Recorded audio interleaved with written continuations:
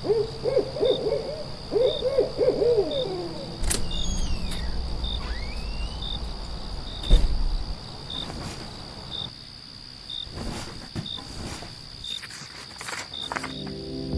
listeners, you're listening to the Midnight Readers podcast. Grab some tea, a midnight snack, and cuddle up in bed as we dive deep into today's most popular fantasies, sci-fi, and mysteries. We're your hosts. I'm Lily. I'm Brittany. And I'm Christy. This season, we're stepping into 3 standalone worlds. Right now, we're diving into a dark academia mystery filled with obsession, ambition, and just a little bit of murder. That's right, grab your scripts, memorize your alibis. We're headed to Delacour Classic Conservatory. 7 actors, 1 stage, and absolutely no sense of boundaries between fiction and reality, just like this podcast. Welcome to the world of rivalries, rehearsals, and the kind of ambition that doesn't just crave the spotlight, it kills for it. In this episode, we'll be discussing If We Were Villains by M.L. Rio, Act 1, where we're introduced to an elite group of actors, a whole lot of tension, and the early signs that this is less of a college experience and more of a tragedy in progress. Before we get into it, this is your warning for major spoilers ahead. This includes all 3 standalone novels we'll be covering this season and any fan discussions we find online. We're also avid fans of the Moss universe and might accidentally let spoilers slip for other popular romantasy book series as well. Sorry in advance. Like the books, this podcast is rated R, so be warned. Also, a friendly reminder to please like, subscribe, and follow. You can find us on Instagram, Threads, Facebook, and YouTube. And if you want some bonus content and behind-the-scenes chaos, join our growing community on Patreon. All right. Well, we are finally starting If We Were Villains, which I've been looking forward to, although this one's a little bit different from the books that we've read so far. I mean, honestly, maybe we should have started this season with this book. I'm not sure. It's definitely going to be a quick read, which is, I think, weird for us. Like, I'm so used to us spending like 40 years on one series, but it does start pretty quickly with a quote from Hamlet, which I'll read. So it's Act 1, Scene 5.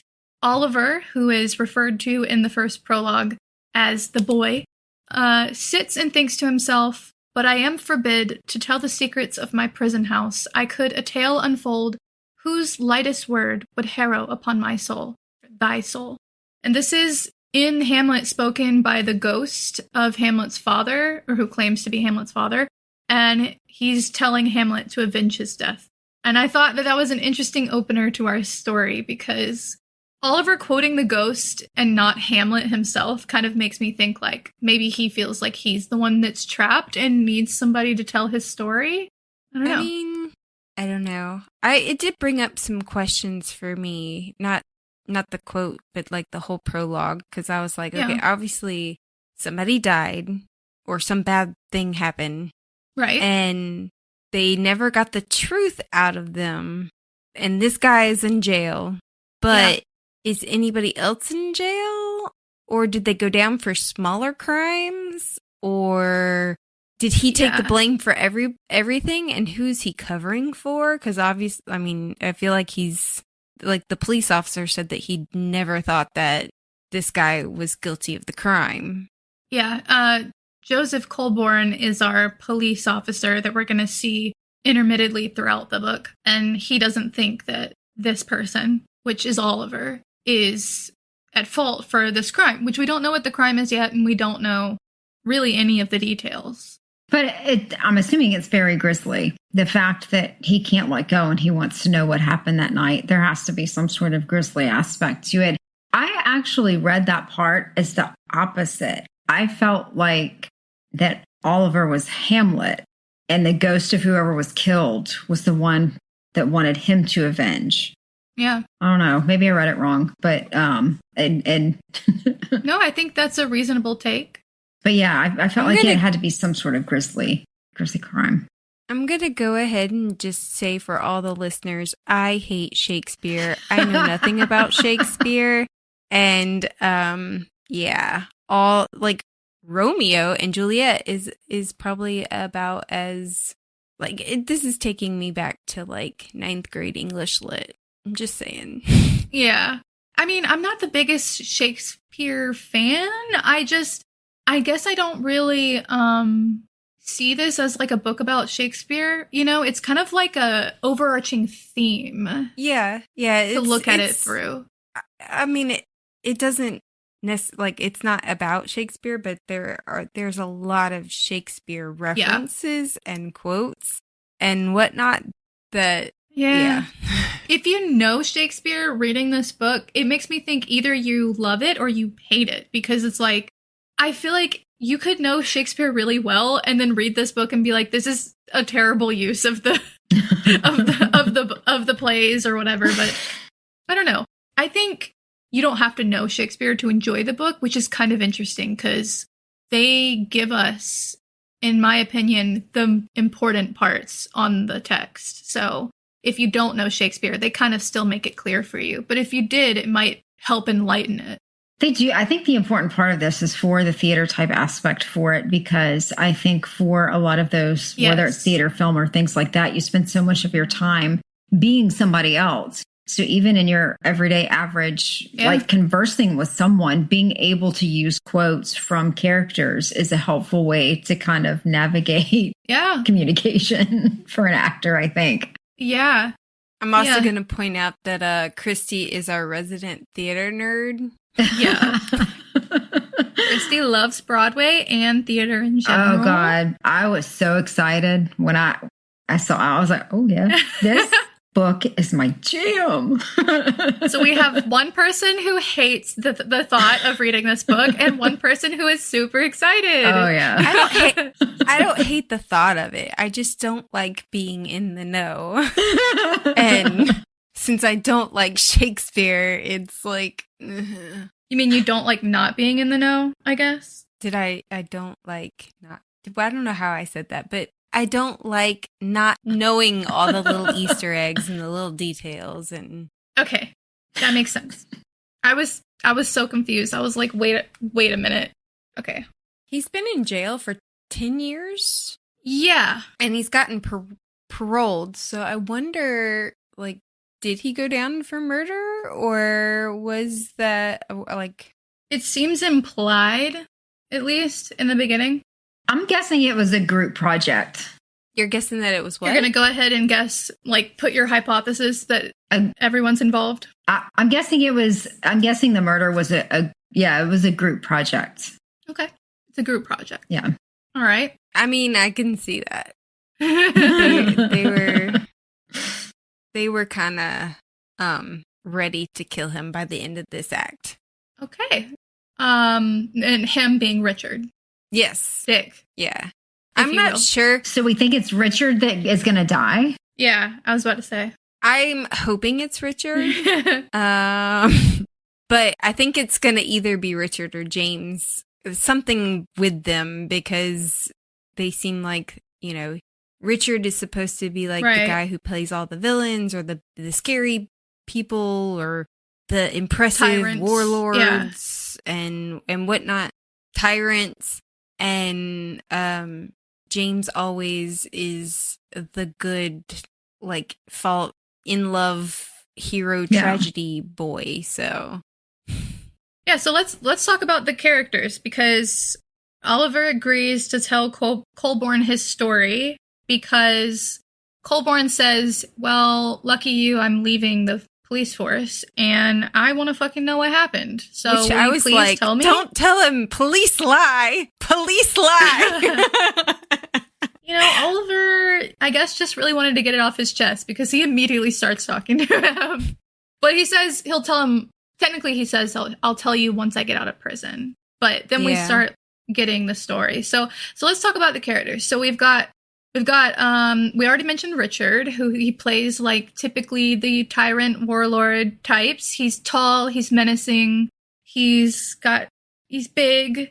And we already mentioned James, who is the hero, main character, main love interest, you know, the beloved main character, I guess. Mm-hmm. We've also got Oliver, who is kind of the sidekick. He's like the best friend. He's always there, but he's usually not the main character, I guess. Yeah. Sometimes the leftovers. He's got background character energy. Yeah. And who else? There's Philippa. Philippa.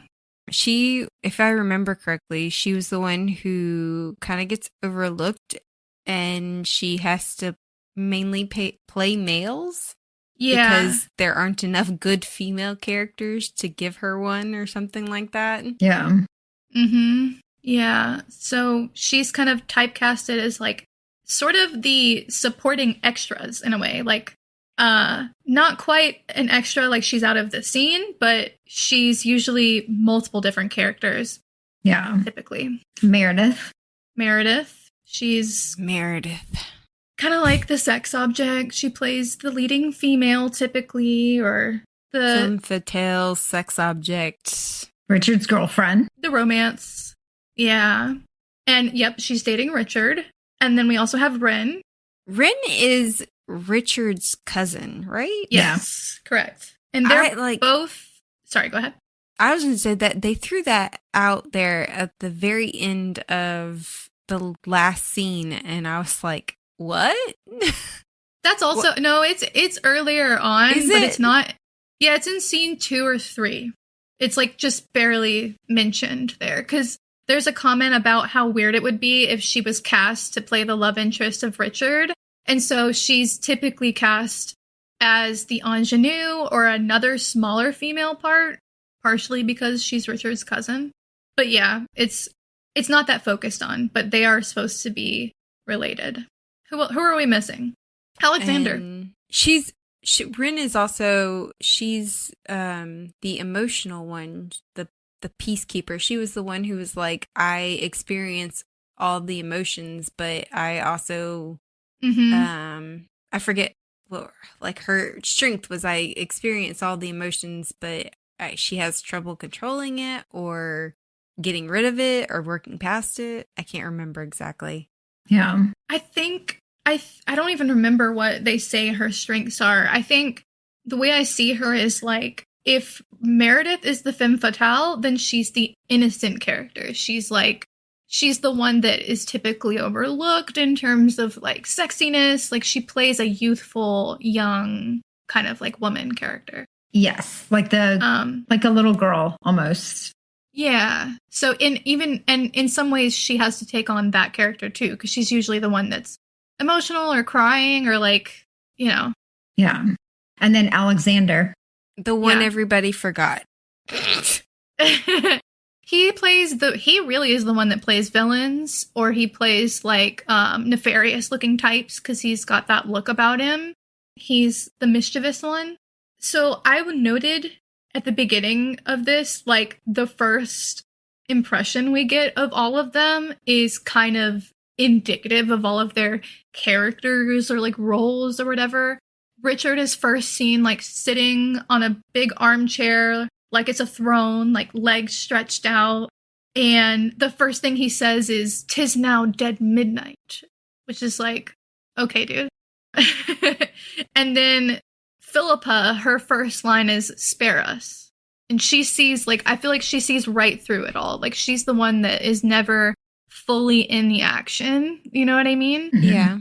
And then Alexander is like, whenever Richard says he's going to go up to bed, and because he's had enough of the night, Alexander's like, he says as if he's concerned about like staying up all night. So Alexander's always like stirring the pot a little bit, you know?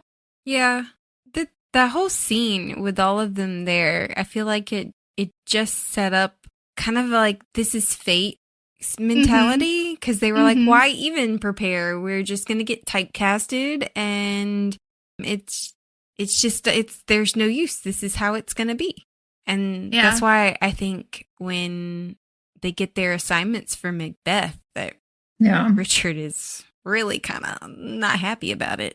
Well, I feel like there's something really dark to Alexander, like something that he hides really well, but some sort of, I don't know. And I can't even point to like specific things that he said, or if it's the description that others either have of him or Oliver's way that he looks at him. But there's something. Alexander. Yeah. Dark about Alexander. He's an interesting character to me. He's one of my favorite characters because, like Philippa and sort of like Ren, the three of them are kind of like overlooked in the narrative a lot in favor of James and Richard and Oliver, which is funny because it's like, it's remaking the play, right? Like, James, Richard, and Oliver are usually center stage, and the rest of them are usually not. Yeah. And so, really, their characters are also kind of playing that role, too. I also felt like, so Oliver is the one And Meredith. who's giving us this story. He's the narrator. Right. And I don't know about y'all, but did you get the hint that, like, I don't know, James felt like he could do no wrong. And I wonder how much Oliver is portraying him that way. Portraying James that way? Yeah. Yes, like, because this is all coming from his perspective. Yeah. Like, I got this weird feeling about them. He's in love with them. Yeah. That's what it felt like. It did. It felt like, I mean, an idolized kind of. Yeah. The idolized, I wasn't gonna go quite as far as love yet.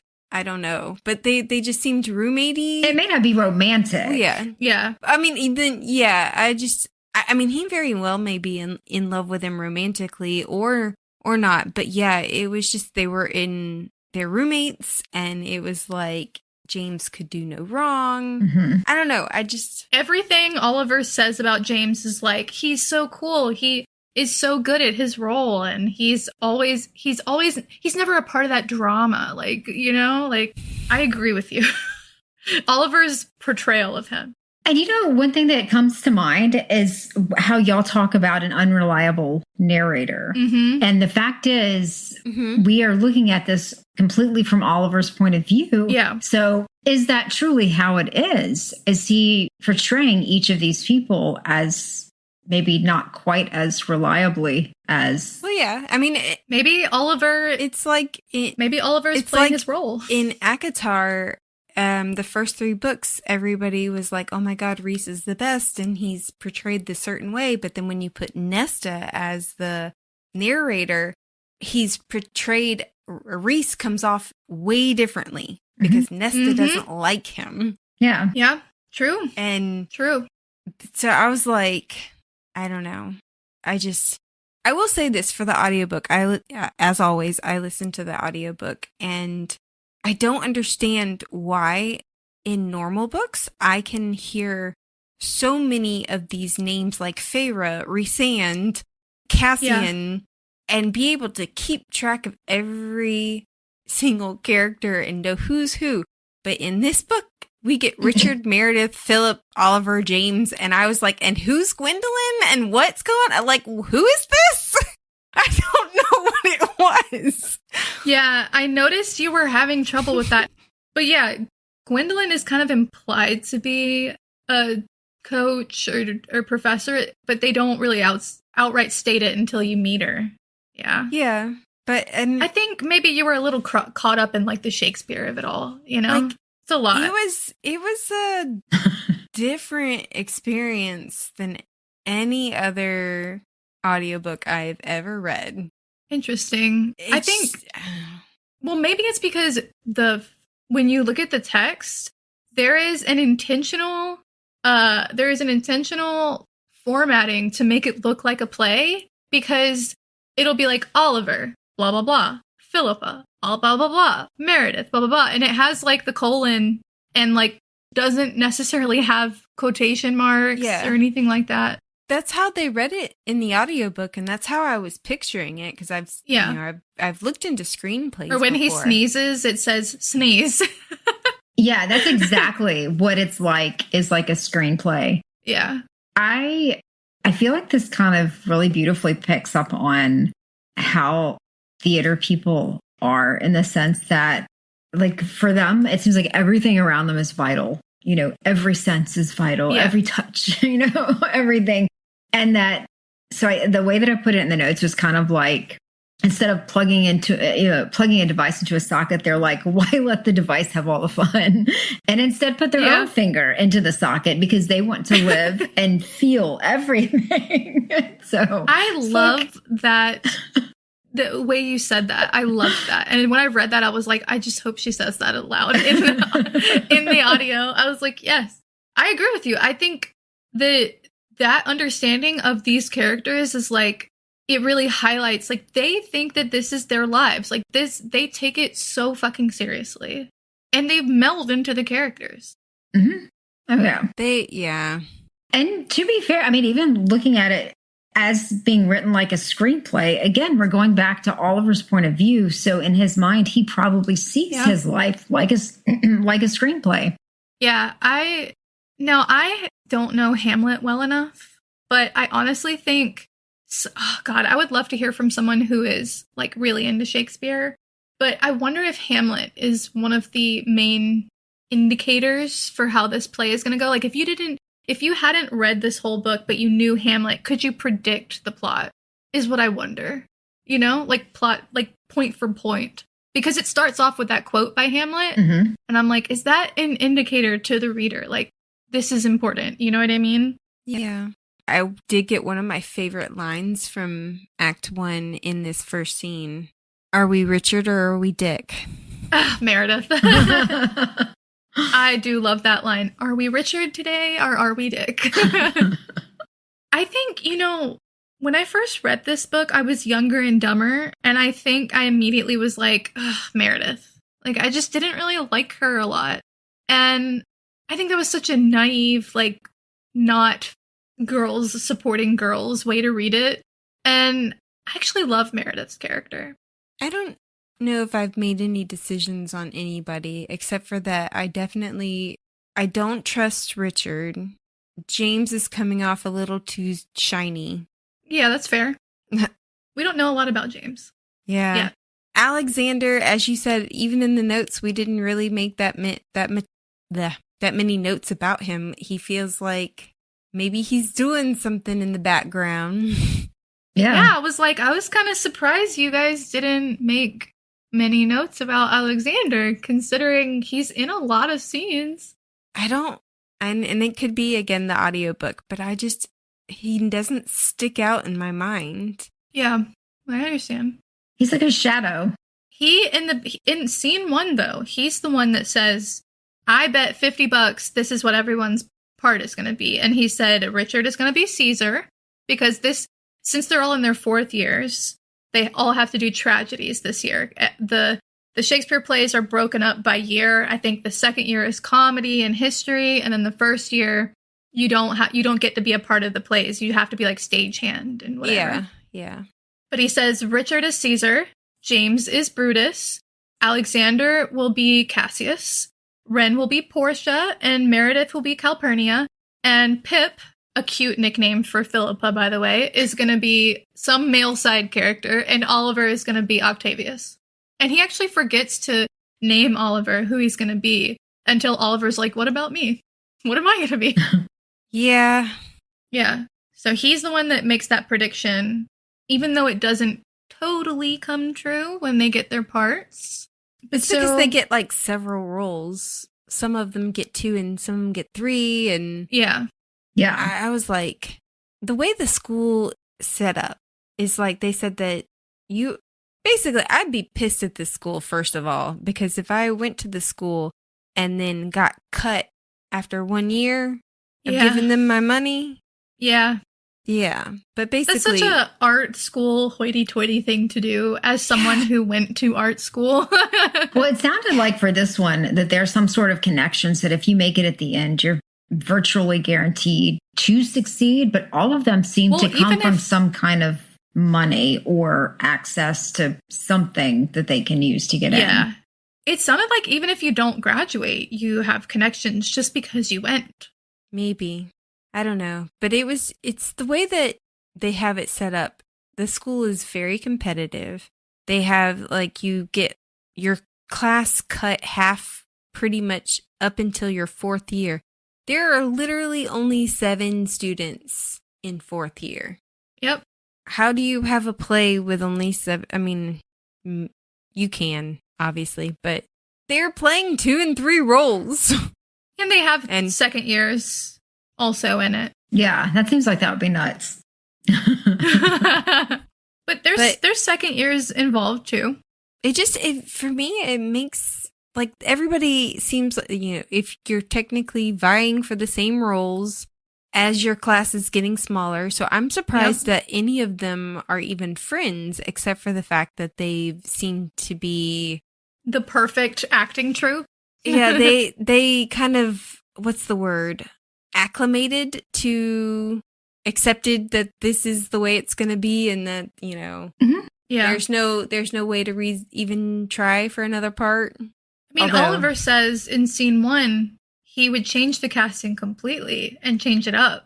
Yeah. And that's when we learned from James that James has told Frederick to give him more variety in his roles. Yeah. But I do think that the program, the way it's set up, is definitely set up to pit these students against each other.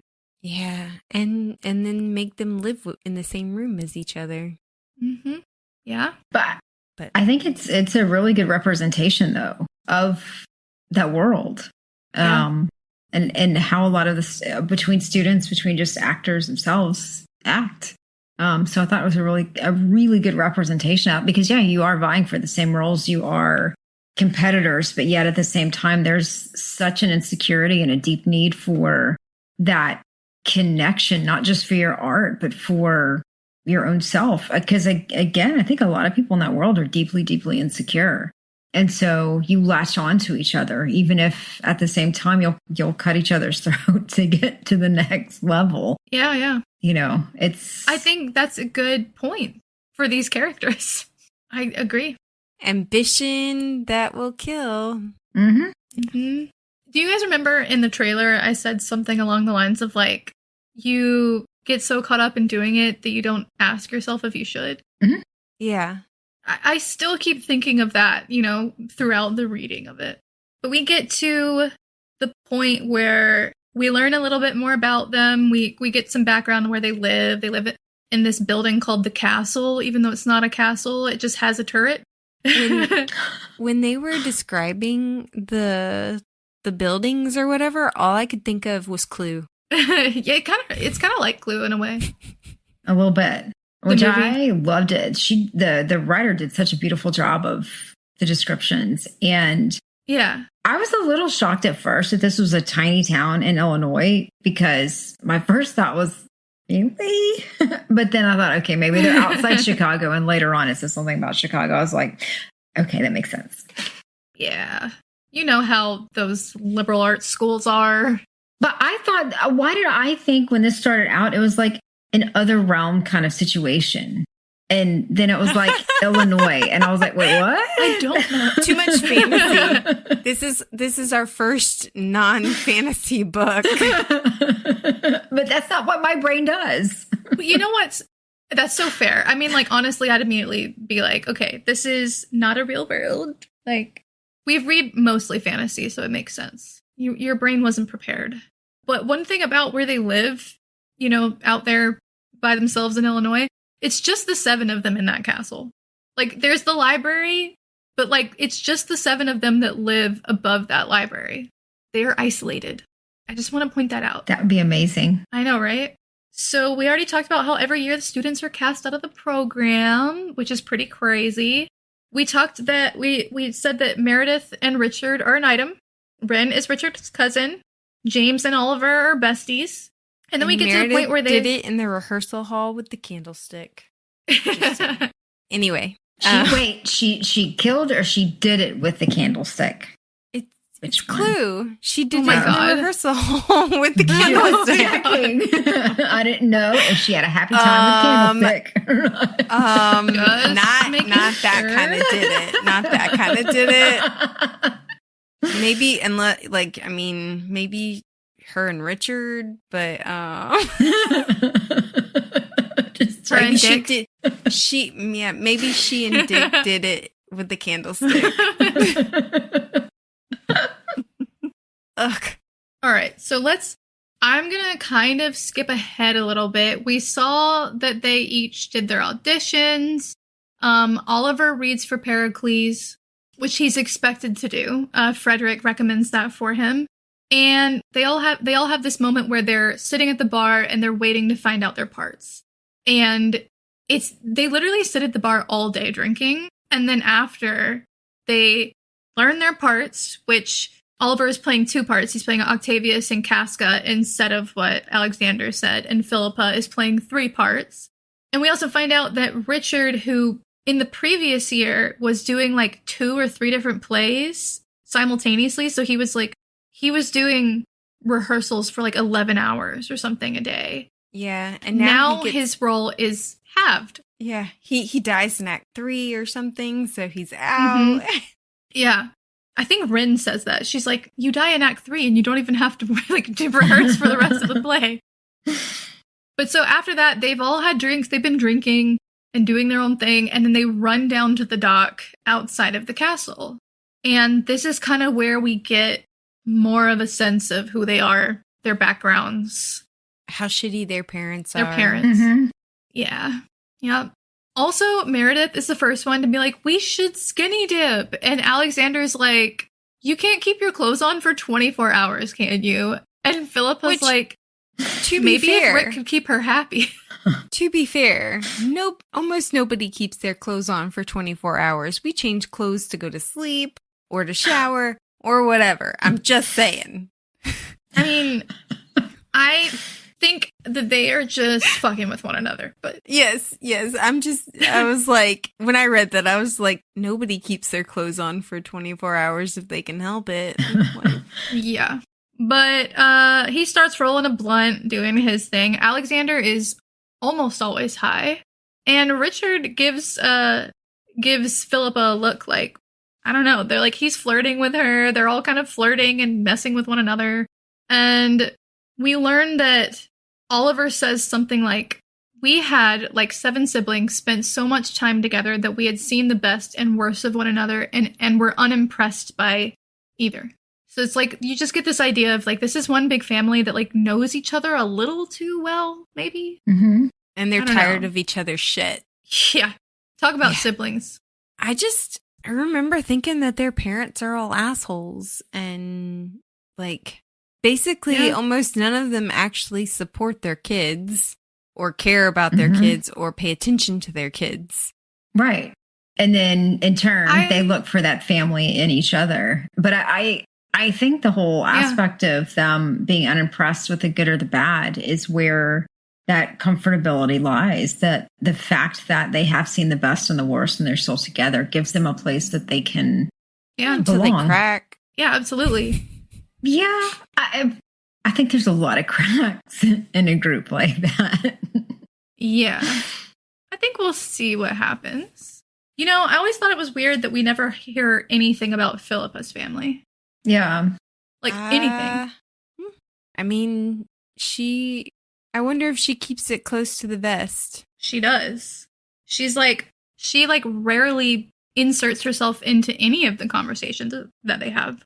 Why do we think that is? It's probably along the lines of like, I'm here and y'all are the only people around and I'll put up with your shit for so long until I can get the hell out of here.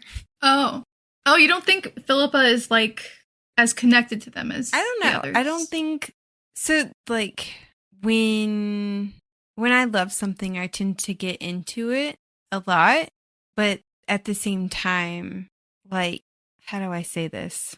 I love Star Trek, but I don't know how well I would feel at a convention dressing up as a character in Star Trek. So I don't know how I would feel around people who are that into things. So I would probably just be quiet and observant and there. I don't know if I'm explaining this Philippa, correct.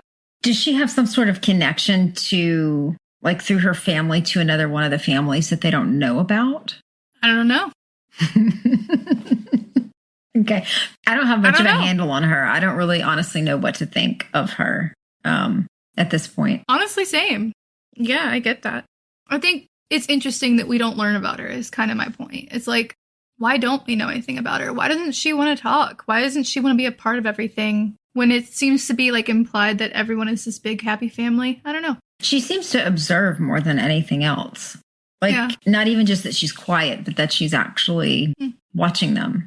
Yeah, I don't know what Philippa's thing is, but we also learned that Richard and Ren come from a long history of acting, and they are expected to do well. And they're from London. I missed that part that they're from London. That I feel cheated that my narrator does not give them British accents. Mine's British. Don't think mine is. Mine For Richard? For Richard and Ren. especially. They have British accents? If they're like in my audiobook, his was just like some deep voice of, and I didn't pick up any accent for me. I think is yours like the Audible one with the light color? Libby. I don't know. Oh, it's on Libby. I don't know. My Audible version has them with British accents, especially Ren. Hers is kind of an annoying British accent, actually, if I'm being honest with you. She kind of annoys me in general, Ren. I don't really know why. I think it's maybe the narrator, though. But anyway, as they're all like messing with each other and being, silly, they're all a little drunk, Alexander pushes Richard into the water. And everyone's like, oh my god, haha, it's so funny, it's okay, everything's fine. They don't even think anything of it. That is kind of a precursor to me, but at the same time, everything in this scene is fine. You know what I mean? Like, nothing is going wrong at this point. It's because he hasn't lost his role yet. Mm-hmm. Yeah. Now, I'm going to skip past what is it Classes? called? The convocation. Oh, the speech. The convocation. And the cake. That's pretty much all I remember from that scene, is that there was 7 disciplines of the school, and that they all click and sat with with their own people, and that there was a cake. Yeah, that was flashbacks to art school for me, because we did all do that in art school. We all stayed within our majors, typically, for the most part. Well, okay, and I might be doing like the whole numbers thing that you and Brittany like do, but it seemed like there were a lot of 7s in this book. So yeah, I was like, oh, that's interesting. I never really thought about it, but I wonder if there's something to that. Like, 7 is like the number of completion, right? I don't know. So completion. I mean, theater people it's like the number of like are known to be superstitious. I'm just saying. True. The Scottish play. That's a good point. And I would like to know what the fuck King Pigeon Pose is. I do not know. I don't even remember that. I know what pigeon pose is in yoga, but I've never heard of King Pigeon. Like, how the fuck do you make it royal? Give it a crown. That's how. Give it a crown. Okay. So we do learn from Gwendolyn. We have our first day of class back. Gwendolyn tells them things are going to be different this year. She's going to push them. They're going to do weird shit. Gwendolyn seems to be the one in charge of the actual acting kind of teaching and the getting to know your roles, like understanding yourself as part of the role, like all kinds of stuff like that. And then Frederick seems to be the one that teaches them the book stuff, the, know your lines, what should we read into iambic pentameter and all of that. I hate we don't get too in the pentameter. Thank you very much.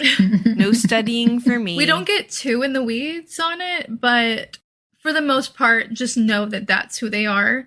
We do know that Gwendolyn pushes them to talk about their strengths and weaknesses, and that Meredith has to go first. Meredith volunteers to go first. She's like, I got this. Yeah. And regrets it immediately, which, to be fair, I would probably have buckled under that. I hate that. Sounded like an interview where, like, you're at a job interview and they're like, what's your greatest weakness and what's your greatest strength? And you're not even allowed to lie about it. Yeah, Gwendolyn, like, continues to be like, nope, you're lying. Tell the truth. Be honest with yourself. Like, what is your greatest strength? And Meredith's like, my body. I look good. I work hard on my body. This is part of my role. Like, I use my physicality as part of my acting. And I guess that's a good thing to recognize about yourself. But I think Gwendolyn also pushes them a little too far in front of one another. Oh, yeah. I think it's the point, though, is it to me, Gwendolyn sounds like one of those just horrible people that she sucked as an actor. She could not fucking hack it. So instead, she becomes a teacher and then makes the lives of anyone that's somewhat successful or looking like they're going to be successful miserable because she's jealous. Yeah. She makes Meredith admit that she's afraid that no one will take her seriously because of her body. Yeah. And I feel like just putting that in front of everybody else is terrible. And that she's not as talented or smart as people think she is because they can't see past her body. Yeah. Mm-hmm. Yeah. I was kind of disappointed we didn't get anybody else's. They just wrap it up in another part of the book of, strengths and weaknesses. Yeah, I'm surprised we don't see anybody else's, honestly. I wonder if there's a reason we get Meredith's. Maybe because it's Oliver? Yeah. I'm not really sure. Yeah.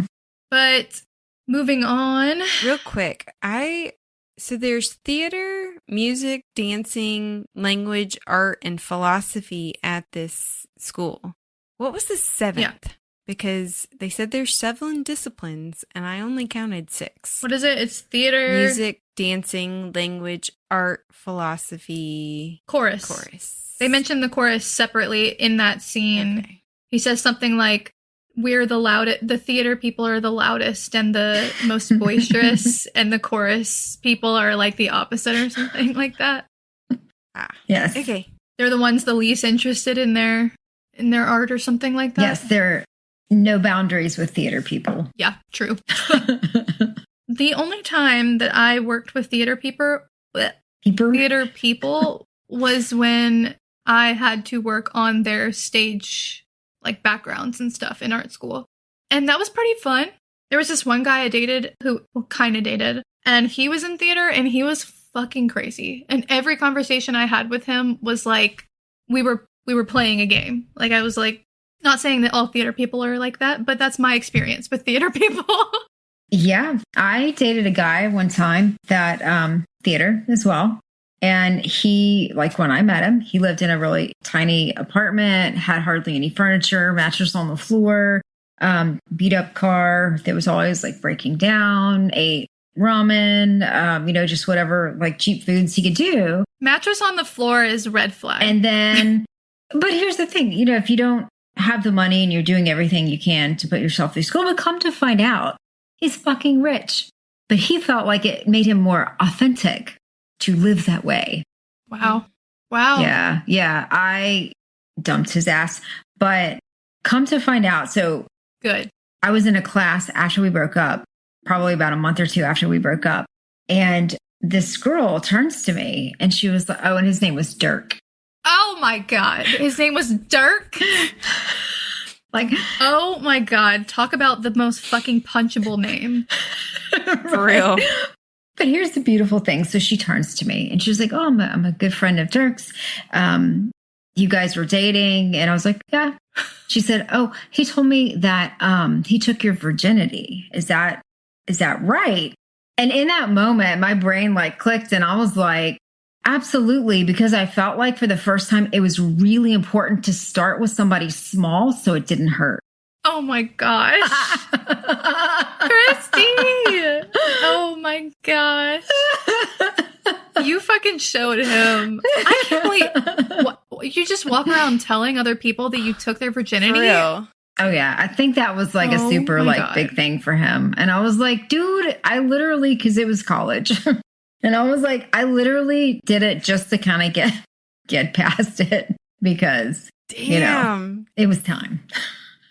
The dick. Yeah. Dirk the dick. Yeah. And after I broke up with him, I can't remember if he's bringing me stuff or whatever, but we met somewhere for some reason and he handed me a letter. And it was like, I knew that it was going to either be time for us to take the next step or to break up. And I'm like, I already fucking broke up with you, dumbass. Like, and no. Yeah. Shut the fuck up. Talk about self-important. Yeah. This guy has no fucking clue. Mm-hmm. Oh, yeah. Yeah. Wow. Wow. Oh, yeah. Good. I'm glad you moved past that. Oh, shoot.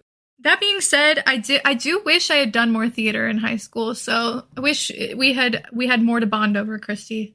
I think you would have enjoyed it. It is a lot of fun, and especially it can be such a bonding experience. I know on one of the like independent films that I did, Because they were filming out front, we had to be in the back in this room, but they couldn't have the lights on. So we were literally sitting there all together in the dark, like pitch black, couldn't see. Oh my God. And we kept making each other laugh, which would fuck up the sound. And then they would come in and like yell at us. But it was so much fun. Love that. So I never dated a theater guy. I dated different assholes. Consider yourself lucky, probably. Yeah. You guys know how I feel about musicians. I still think they're worse. I'll leave it at that. But so we do end up having tea with Frederick, which Frederick, he's such a character. He makes them have honey with their tea. They can't have like cream or sugar with it. I'm like, I know so many people who would throw a fucking fit if they had to drink tea out of a teacup with only honey. Me.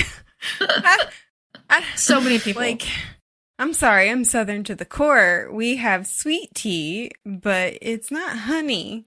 It's sugar. Yeah. And it's like cups of sugar, honey. It's like cups. It's like tea flavored sugar. Honestly, yeah. Yeah. I was telling Johan the other day we need to make more sweet tea. We don't make enough. Listen, I'm Public Southern. sweet tea is actually not that bad. I still have to add a little bit of sugar to it, but it's still not Also that very bad. Southern of you to say that. Oh man. We learned that the fourth year students are expected to throw a party at the beginning of the year, kind of as like a we made it kind of thing, and that the teachers are just like look the other way. We also learn that fourth year is the year, maybe we already talked about this, fourth year is the year of tragedy, and I think that's an important thing to note. This is the year of tragedy, and that's literally a theme here. Yeah. Like, okay. Yeah. I think it's interesting that they have for some, I feel like it's an assignment or like a celebration. I don't know, but they get these, they have to do Macbeth, the Scottish play on Halloween, and they're not allowed to tell each other what role they were assigned. Yep. that sounds like so much fun. It does sound fun. Yeah. I thought the same. I think it's fun that you have to keep it from your friends and then you don't get to rehearse. You just do it and then see what happens. Yeah. And that is kind of what makes this scene, I think, once we get to scene 12, is like it's all in the moment and like they're all taking the cues in the moment. You know what I mean? Mm-hmm. Yeah. So let's talk about And the storm. Yeah. Sorry. Yes. No, I agree. So good. We learned that Oliver has been given the part of Banquo, which is kind of a big deal for Oliver. It's not just a supporting role. It's a major bloody role. Banquo is So Banquo's kind of a good guy, I guess, in Macbeth. He's kind of a foil character to the character we expect Richard to play as Macbeth. But Richard doesn't get it. James does. Yeah. And Richard is salty about it. Yeah, and we don't learn who Richard is until the scene. And Richard's pissed. You could tell, like, immediately. He's, like, unhappy about it. Oh, yeah. Mm-hmm. Before you guys read scene 12, what did you guys think that he was going to get? The only thing I know about Macbeth is that it's the Scottish play. And you never, Fair enough. you never say the actual name in a theater. And yeah. It's a little haunted. This is no, that's Hamlet. Yep. That's pretty much all I know. I was honestly not sure. I figured it either wasn't going to go towards his type or it was going to be something just really small and insignificant. And right. Which I was kind of surprised about. And it almost seemed to me like maybe James kind of went, not behind his back, but because he's also the one that got Oliver his part. In this? For Macbeth, yeah. I don't think that's necessary. Well, what does he say about it? He says that he recommended him for that part. But later on, when they're going through it, that he thought that he would be great for that part and that he wanted him to play it. And so it sounds like I know that James is the favorite of Frederick. So I guess in a way he did get him that part. And I didn't really think of it that way. read that as like when he found out the dude was Banquo. Mhm. Banquo, yeah. That he said that he thought he would be good for it, but it was kind of like, oh, I'm so glad you got it. I thought you do good, but I didn't get a. Yeah, that's what I was thinking talked too. to the teacher about it. I know in scene 1 he said that he went to the teacher about getting a different variety of roles. Right. But Yeah. I don't know if it was in regard to this specifically. Well, they didn't even know they were. Well, Lord knows. No, well, That could have been my brain, like, creating that storyline. So, I was thinking when he steps out and James sees him, he's like, I was hoping you were going to get this. But I don't think he was like, I spoke to Frederick and said that you should have this. But See, yeah, my thoughts, I don't know. My thoughts were like, I'm seeing the teachers going, let's spice things up a bit. Like, yeah, 100%. I definitely think they did it just to see how they do. play with the dynamics. The teachers are obviously aware that they're all typecast. They know what they're doing. I think Gwendolyn and Frederick were intentionally like, let's mess with them. well, that's what Gwendolyn said in the beginning, though, is that they were going to fuck with them this year and they were going to push their boundaries. And this would be the perfect way to do Right. it, is to take this comfortable situation that they all seem to kind of fall into and then upend it. Yeah. I think Macbeth is a weird one to do it with, too, because it's like, it not only like changes all of their roles, but in my mind, they're only doing that one scene, right? Mhm. So it's even crazier because they're not pushing them to do the rest of the play. It's just that one scene. Yeah. But should we talk about really quickly the slap before I move on to scene 12? Oh, yeah. Oh, definitely. So they have Camilo is their like fight choreographer. Yeah. And I mean, I get that he's trying to teach them how to fake slap each other. Yeah. What do we think is happening in that moment when Camilo is like, he's like, I want you to imagine what Oliver would have to do to make you mad enough to slap him. And then he looks at Oliver and he's like, now I want you to imagine what you did, you know, and how you're going to take that reaction, you know? Mm-hmm. And James looks at Oliver and he has this moment of like, I don't know, there's like this moment of tension where James is like really envisioning this or something. And Oliver gets like entranced in what's happening his with mouth? James and is like watching him. Mhm. And he's like, and he just totally disassociates. He zones out and James hits him because he's not doing his part. Oliver is not paying attention. He's thinking of James. Well, he leans into the slap. He actually moves forward. Yeah, he kind of goes a little bit forward when he should be going backward a little bit, like to the side. Uh-huh. And James slaps him, and there's this moment of like, wait, what is happening here? Not only does James slap him, and not that it's James's fault, but and then Oliver's like, so, my bad. You hit me, but it was my bad. Like, totally. It was my fault. That's not on you. That's not on Yeah. you. You're perfect. And Yeah, okay, you made me You would bleed, never make a mistake. but which I'm sorry, if you slap somebody so hard they bleed, you a little bit at fault there. Yeah. Yeah. Yeah, like, why were you going that hard, dude? Something's weird with James. Like, he's too affable. He's too Perfect. nice and wholesome and perfect. Yeah. Yeah, yeah. Then we get our first rehearsal for Caesar, like shortly after they've learned their Macbeth parts and they have that whole fight choreography moment. And James is fucking up his lines. I like think both of them are. him and Alexander. Yeah. Yep. Him and Alexander are both, they're not doing well. It's their first rehearsal. They're not prepared for their parts. And Richard is like, what the fuck are we doing? Why are you guys fucking up your lines? You're wasting my time. And this is the first time that Richard is like so fucking rude. I mean, it's the first time that all of us go, oh, yeah, you deserve something to happen to you, you know? Yeah. Well, it's the first time things aren't going his way. I kind of loved Alexander in that moment. It's like, okay, you can't just pout about it, but he totally is. Pouting is exactly the word for it. That's what he does. He's pouting for like the second half of this section is just him throwing a tantrum. I didn't get the part I wanted, so woe is me. I'm not going to be nice to you guys. Yeah, my life is over. and y'all are going to pay the price because I take my anger out on my supposed family friends. Yep. And he does it in front of everybody. And Gwendolyn's like, let's take a 5. Alexander walks out for a smoke break because it's Alexander. And Philippa's out there. I think she goes to check on them. Oliver's out there. And Alexander is like, what a fucking piece of shit. And they're just like griping about him. Yeah. Because they know that he's just pouting. And then, what's his name? Richard apologizes to Meredith. And see, my thing is, the James and Alexander are like, damn, he already apologized now. I can't be mad.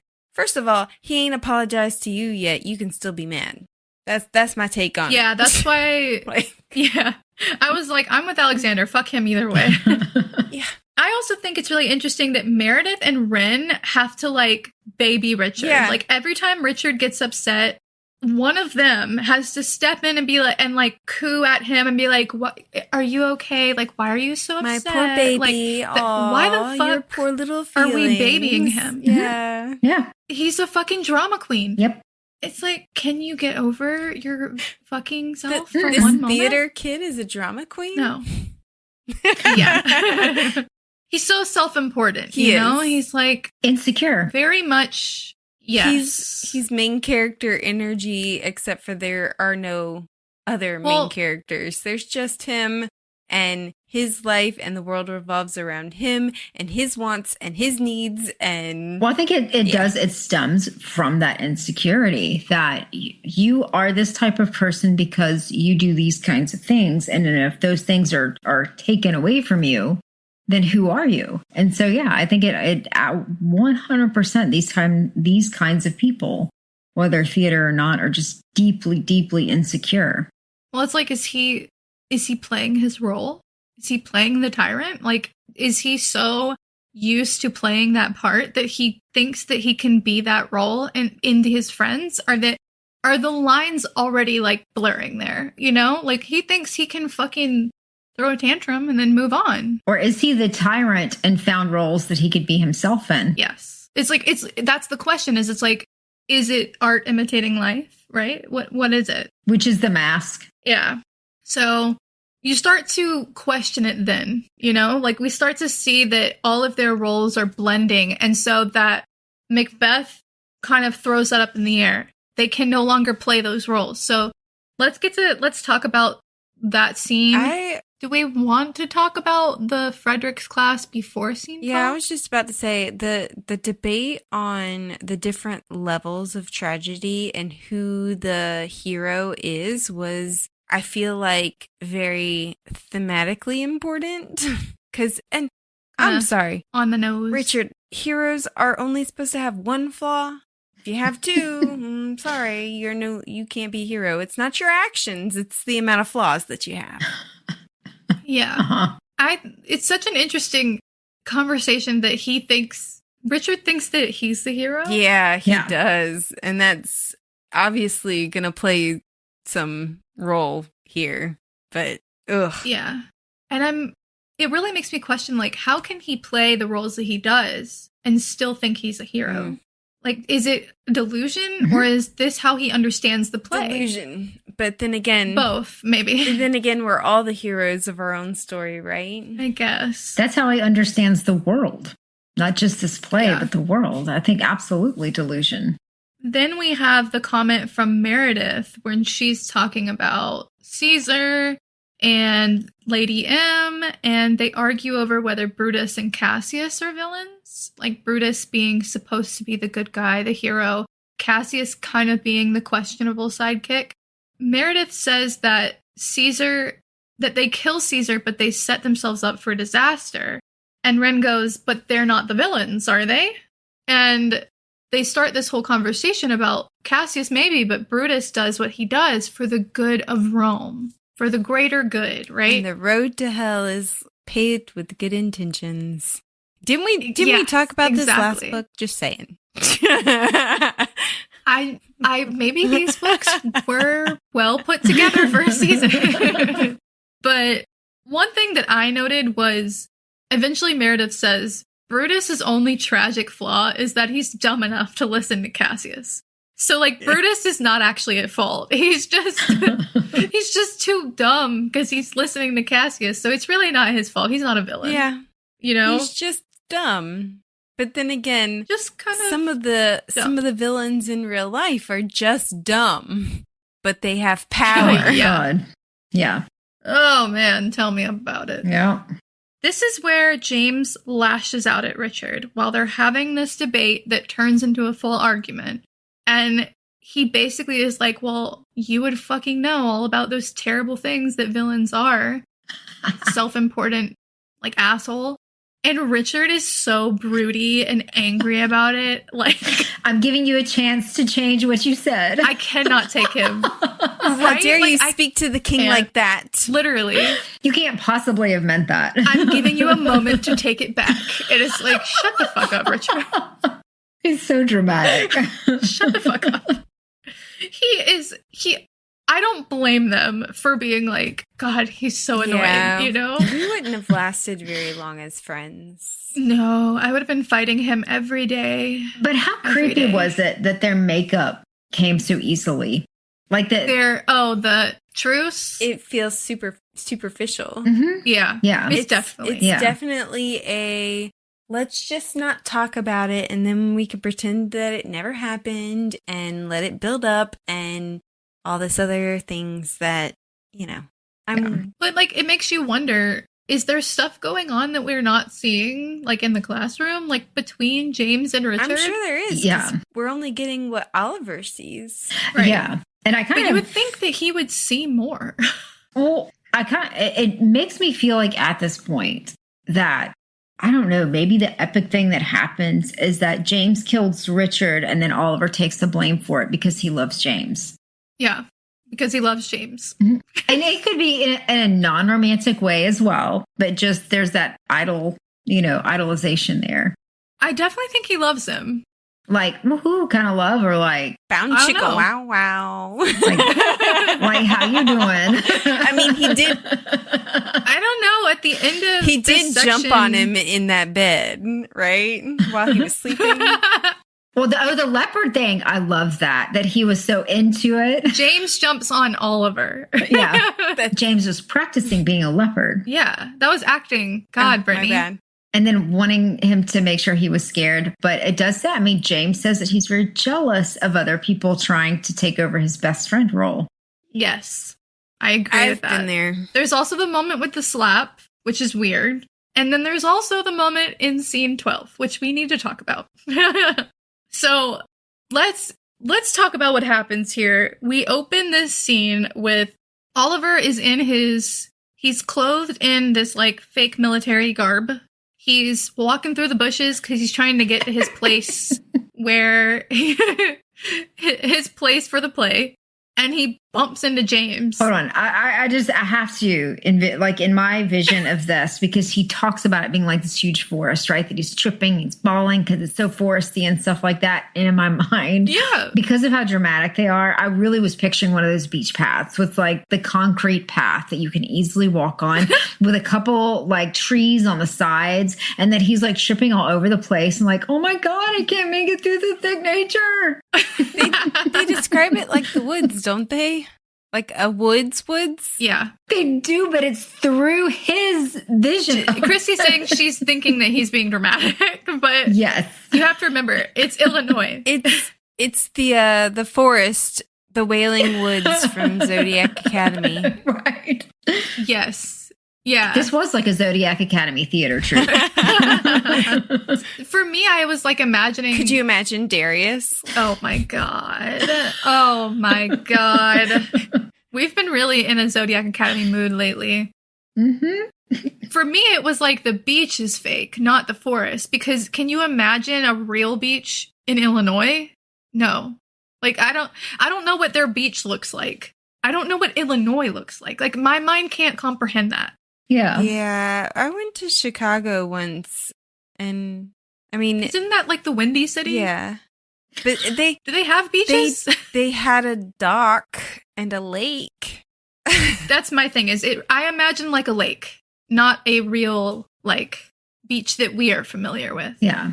Yeah. That is very true. But- I was picturing it like our beach, not like on the shore of a lake beach. To me, I'm picturing it like a lake. Like there's brush and forest behind it, but the beach itself is not actually that big.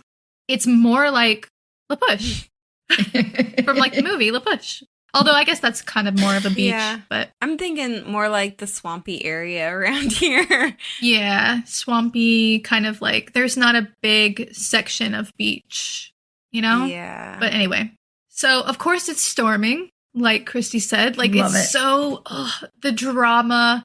It's lightning. It's like so perfect for this scene. James bumps into Oliver, or Oliver bumps into James, and he's like, "Who's there?" And James is like, "Oh my God, Oliver! I'm glad it's you. Like you're Banquo." And he's like, "Yes." And they have this moment where they're getting dressed together, right? Oh, that's later. He's like, "I had hoped you might be Banquo," and they're talking about their parts very briefly because they have to like go on to stage very quickly. All of a sudden, there's lightning, and there's 3 figures in the water, and they came up out from under a boat, which had been turned upside down so that they could walk under the boat and then kind of like emerge from the water, right? And this is the witches, which is played by Philippa, Wren, and Meredith. The boys are entranced. They are like locked on because the girls are wet and they're wearing these white sheaths and you can see through literally all of it. And the boys are like, "Oh my God." And except for James. He's not interested, according to Oliver. Mm-hmm. I don't know. James was looking. It says that they're both like, zeroing in on it. So it just, I don't know. We'd have to, that's up for interpretation. But they run through their quick lines in the early part of the scene, and then Oliver walks out into the ocean a little bit, and Meredith is like touching on him, and then the witches are talking to him. And there's this moment where he's getting excited from Meredith doing her part, but she's clearly into it. But he's looking back at James while he's getting excited, and he's like, "Wait, hold on." He's like, "Play your part, but also, what does James think of this?" And it's kind of like a moment of like, what's happening right now? What is going on? Mm-hmm. It's very understated, but it's very much like, is James interested in this? Because James is watching them like with rapt attention during this. And there's this weird like, is this sexual tension between Meredith, Oliver, and James? All of them? What's happening? Also, Alexander plays Hecate, which I think is fucking crazy. I love that Alexander plays Hecate and is like shirtless during it. I was like, how did they cast that? I don't know, but he plays his part and it's over quickly. So there's a scene between James and Oliver afterwards where he has to like go back in the shed and like change. Don't blood And Oliver him. Oliver is like, "Help me." He's like, "Help me take off my clothes," because he's like wet now. And Bow, James is chicka, like, "Okay, wow, here." wow. And he strips him. And then he pours fake blood onto Oliver, who has to come back out all bloody. Which the and stuff. whole time I was sitting there going, "Shit, that's not fake blood, or is it? That's not fake blood, is it? Because there's a lot of it, and they said it stinks, and it's going to be real blood, and oh my God, and Richard said he hasn't shown up yet, and oh my God, he's dead, and this is going to be real blood," and then it was nothing. Yeah. That's what I thought. It was Richard in the bucket. I was like, I was reading your notes going, oh my God, she thought it was real blood. Oh my God, it's not that deep. I was getting all excited. I was like, this is it. No. Which that would have been crazy. That would have been pretty crazy and fun.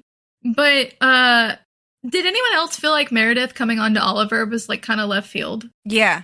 And it happens in the scene and after the scene. I was like, why is she flirting with him? And why is he flirting back? Like, what?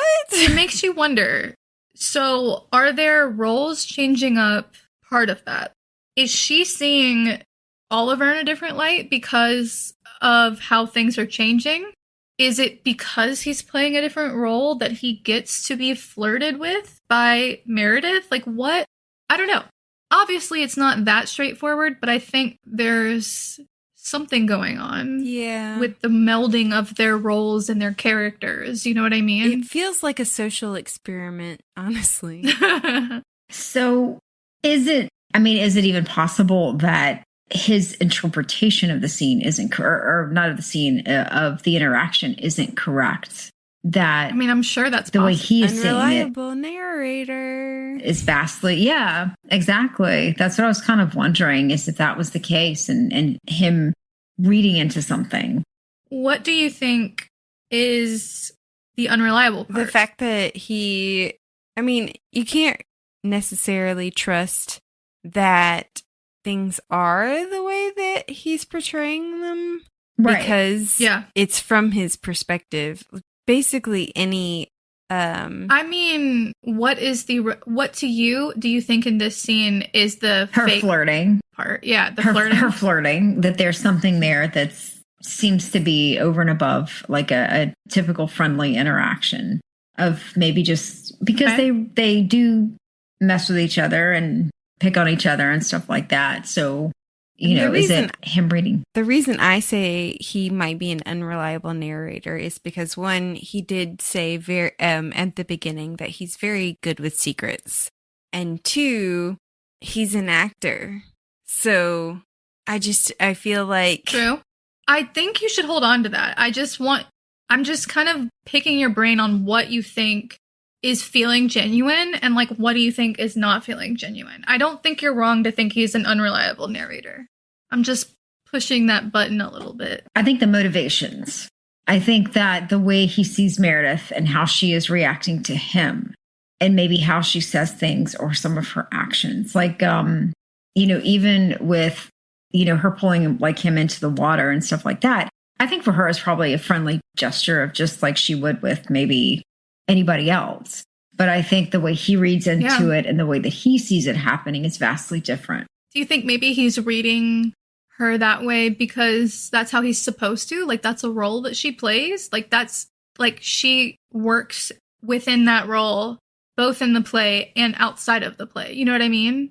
Do you think that he's reading it that way and kind of like becoming like everybody else in the sense that he just immediately sees her sex appeal and doesn't see Meredith for like who she is? I think it could be, but I think a lot of it too is perhaps with this role that he was given, maybe he sees himself as like, maybe before he saw him, he didn't see himself in any sense of truly seen by the other people.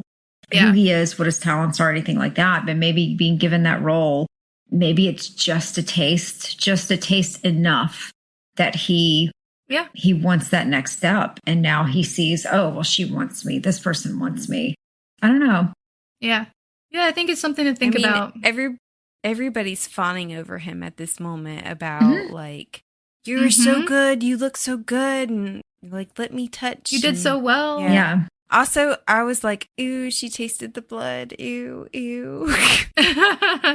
Yeah, there's a moment when he's done that he, like, people come up to him, that, like, students come up to him because they were in the audience. And it's, like, students he doesn't even know. And they're like, Oliver, you did so good. And he's like, wait, what? You know my name? Yeah. You know? Yeah. It's like, of course they know your name. You're one of 7 people in the 4th year. But even still, Oliver thinks that.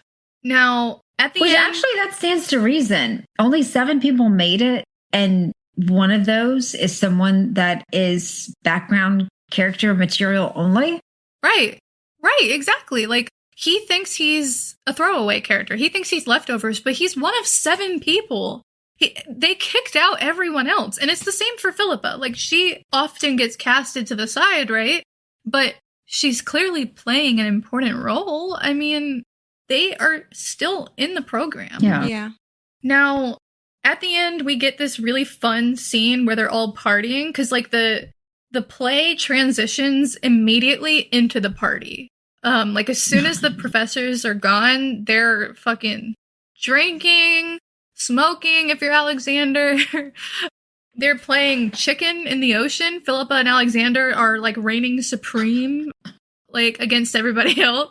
But Richard is still pouting. Yeah, I was going to say Richard's pouting and Meredith gets Oliver to go to the ocean to play chicken.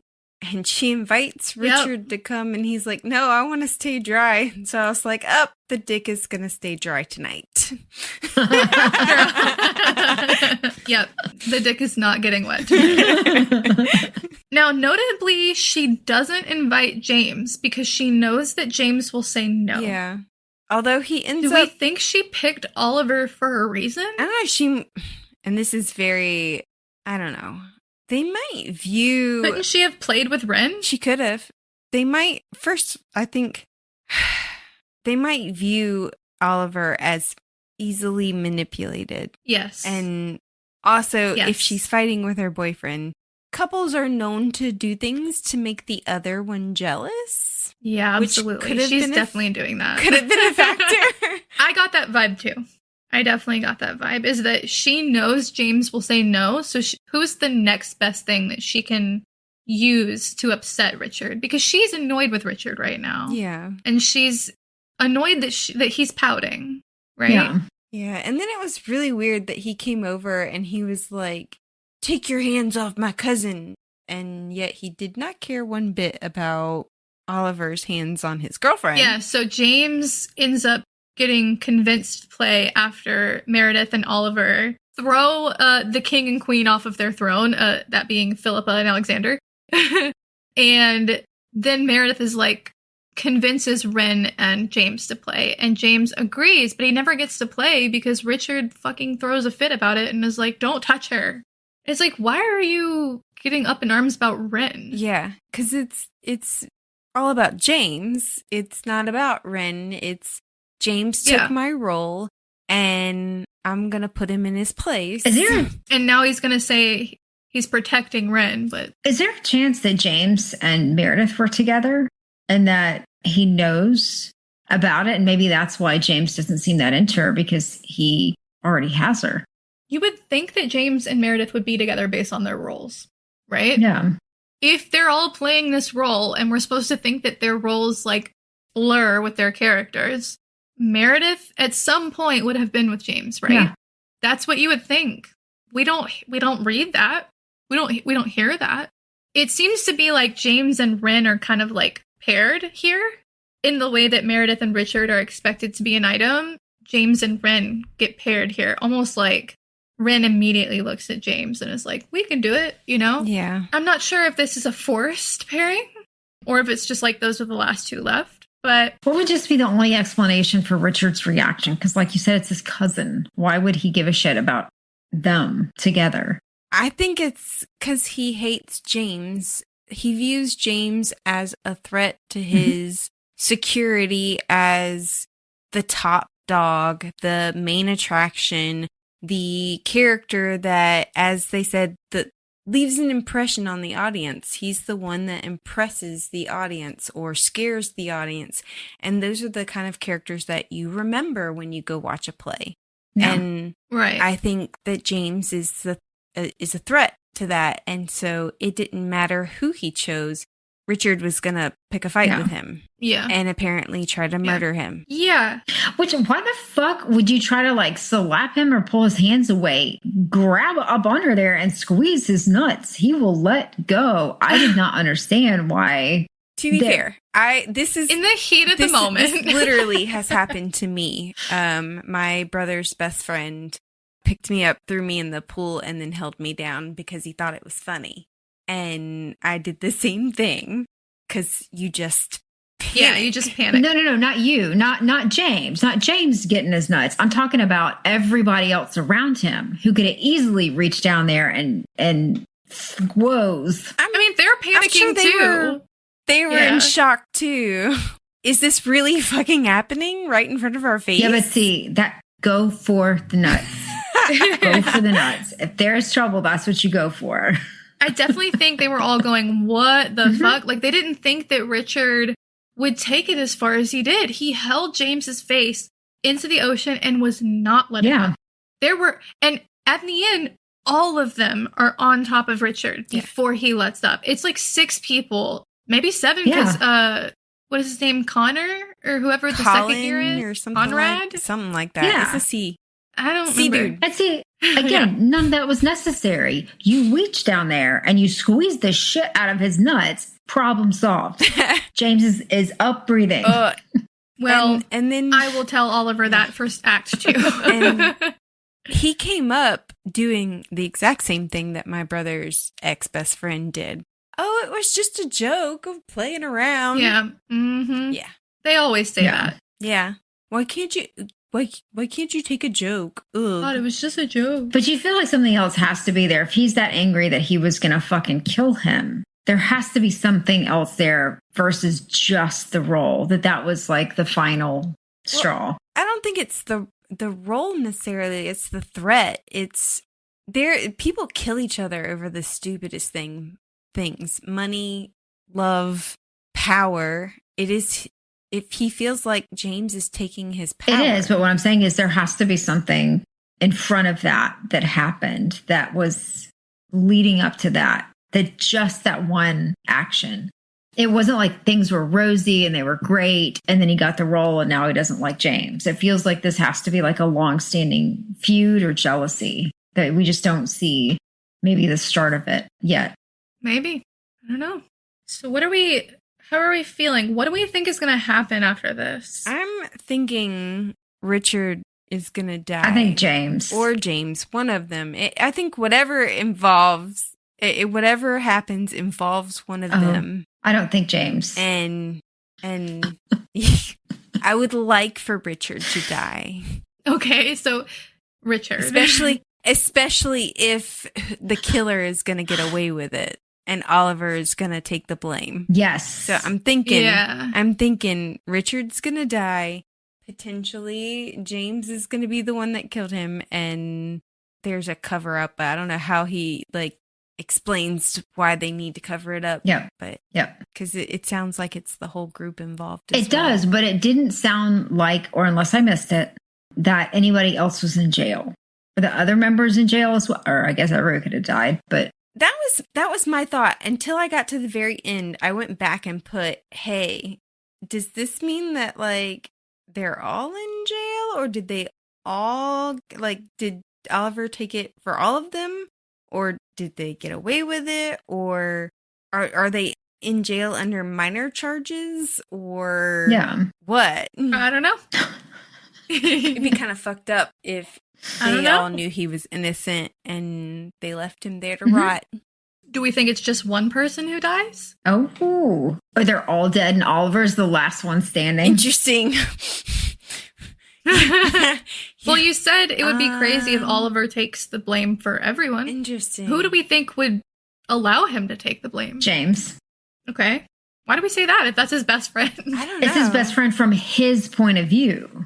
Okay. But we don't know how James feels about him. And as being in the theater, he may see Oliver as his fan, his entourage. His sidekick. Oh, yikes. Okay. All right. What about the other? I honestly don't think they give two shits about Oliver.